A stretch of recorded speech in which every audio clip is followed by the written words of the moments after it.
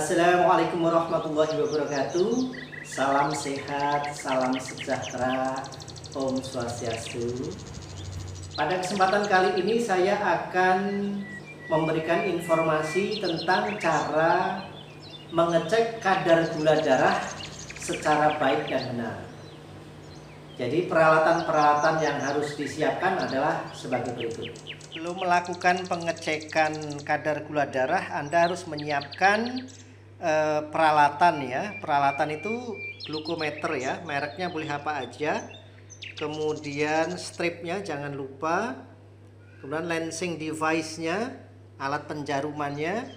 Kemudian ini lancetnya harus selalu yang baru. Kemudian ini alkohol swab-nya. Terus jangan lupa hasilnya nanti dicatat pada logbook ya.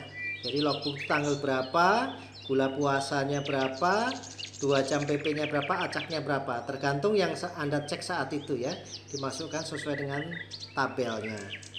Nah, jangan lupa juga harus menggunakan strip yang baru dan pastikan kode antara strip dan chipsnya sama.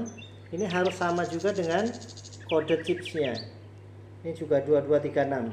Kalau beda hasilnya ya salah, error ya, tidak sesuai. Nah, ini peralatannya harus disiapkan sedemikian rupa. Nanti baru saya ajarkan cara mengetesnya seperti apa. Oke, sekarang akan saya ajarkan cara melakukan pengetesannya. Jadi cara pengetesan yang benar adalah sebagai berikut. Kita gunakan lancing device ya. Jadi lancing device itu bentuknya seperti ini. Pastikan jarumnya baru. Kita siapkan jarumnya dulu, kemudian kita masukkan. Kemudian ingat ya, ini ada tingkat kedalamannya ya, mulai dari 1, 2, 3 sampai 4, 5. Nah, kalau jari saya ini cukup di 2 saja karena jarinya lembut. Jadi cukup di 2 saja. Nah, nanti saya ajarkan. Nah, nih. Jadi lancipnya ini diarahkan ke nomor 2 saja. Kemudian gunakan alkohol swab. Kalau Anda tidak punya alkohol swab, ya boleh cuci tangan ya sampai bersih ya. Oke, anggaplah ini sudah cuci tangan. Kemudian setelah jarumnya siap, alkoholnya ada, pastikan chipsnya stripnya ya. Stripnya itu harus baru. Ya, stripnya harus baru. Kita masukkan ke dalam tempatnya. Sesuai enggak ini kodenya 236. Nah, ini sesuai dengan kodenya 236 juga. Nah, setelah semuanya sudah lengkap, ini sudah ada, ini sudah ada. Nah, jarinya ini diurut-urut sampai ke atas biar darahnya mengalir. Biar darahnya ngumpul di bagian atas. Nah, kalau sudah di atas gini tahan. Kalau untuk ngecek sendiri ditahan seperti ini ya.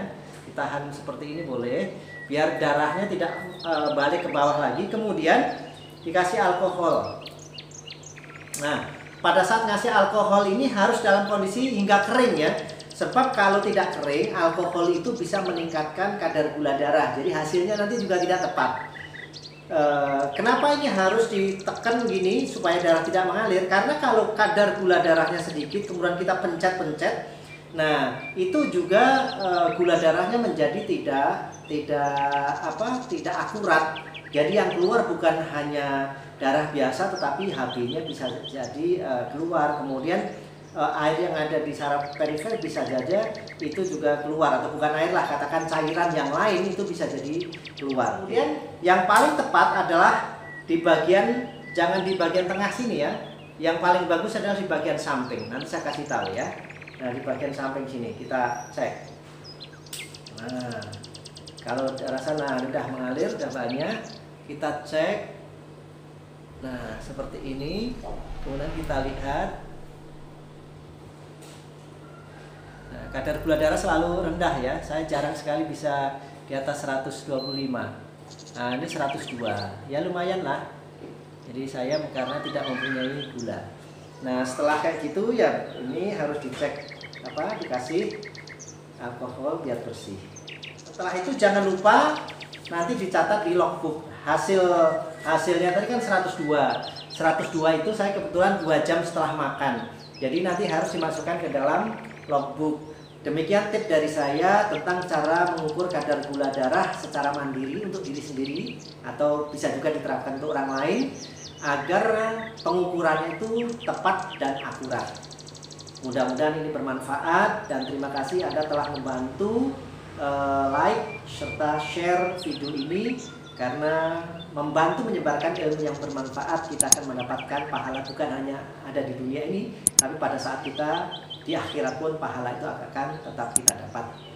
Akhirul kalam, assalamualaikum warahmatullahi wabarakatuh. Salam sehat, salam sejahtera, Om Swastiastu. Nama saya Bibi, saya dari Bandung.